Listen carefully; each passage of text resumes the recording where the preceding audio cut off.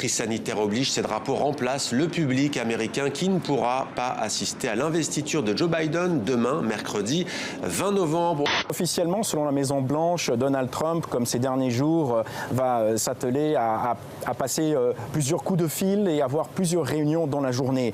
Mais officieusement, on s'attend à ce qu'il délivre des dizaines, voire une centaine de pardons présidentiels à ses proches, à sa famille, peut-être à lui-même. Quel portrait va choisir Joe Biden, on le sait? On ne sait pas pour l'instant. Mais au jeu des pronostics, on pourrait citer Barack Obama. Leur complicité était telle que cet hommage serait évident. Ou alors Franklin Roosevelt. Je mettrais bien une pièce sur Franklin Roosevelt, l'auteur du New Deal, cet ensemble de mesures qui a permis de redresser l'Amérique après la terrible crise de 29. Le centre de Tunis est noir de monde. Après 4 nuits de heurts, des milliers de Tunisiens sont descendus dans la rue, cette fois-ci de jour.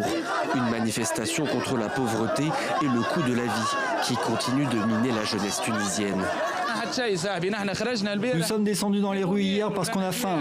On a besoin de montrer qu'on existe toujours, qu'on est capable de pratiquer des disciplines tout aussi difficiles les unes que les autres, avec autant de rigueur que les hommes, sans revendiquer quoi que ce soit.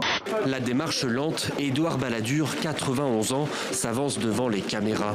25 ans après les faits, et pour la première fois, lui et l'ancien ministre de la Défense, François Léotard, vont devoir s'expliquer devant la Cour de justice de la République. Tous les deux sont poursuivis pour complicité d'abus de biens sociaux. On prend les nombres entiers et on a une palette de couleurs. Par exemple, on pourrait avoir 5 couleurs. Et pour chaque nombre entier, on choisit une couleur. Est-ce qu'il y aura toujours 2 nombres de la même couleur, tels que leur somme, leur produit et les 2 nombres eux-mêmes ont tous la même couleur? Et personne ne le sait.